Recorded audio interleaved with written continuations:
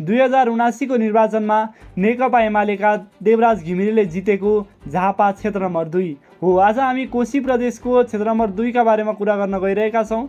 झापा क्षेत्र नम्बर 2 भन्नाले बिर्तामोड र अर्जुनधारा नगरपालिकाका सबै वडाहरू सहित बुद्ध शान्ति गाउँपालिकाका केही वडाहरू पर्दछन्। यहाँका कुल मतदाता 1,47,522 रहेका छन् भने यसपटक नेपाली काङ्ग्रेसले सरिता पर्साईलाई उठाएको छ। नेकपा एमाले फेरि पनि देवराज घिमिरेलाई उठाएको छ भने नेपाली कम्युनिस्ट पार्टीबाट धर्मशाला चापागाई, रासोपाबाट इन्दिरा राणा मगर, राप्रपाबाट भद्रप्रसाद नेपाल, जनमत पार्टीबाट रमेश कुमार राजवंशी, उज्यालो नेपाल पार्टीबाट चुडाकर्ण बेगा, श्रम संस्कृति पार्टीबाट केशव कुमार भण्डारी सहित 18 जना उम्मेदवार झापा 2 बाट उठेका छन्। यहाँको निर्वाचन एकातिर नेकपा एमालेको देवराज घिमिरेको आफ्नो पुरानो विरासत र पकड जोगाउँदै जितको यात्रा दोहोर्याउने दाउमा छ भने अर्कोतिर नेपाली काङ्ग्रेस, रासोपा लगायतका उम्मेदवारहरू बदलिँदो जनलहरको फाइदा उठाउँदै ऐतिहासिक विजयका साथ काठमाडौँ छिर्ने दाउमा छन्।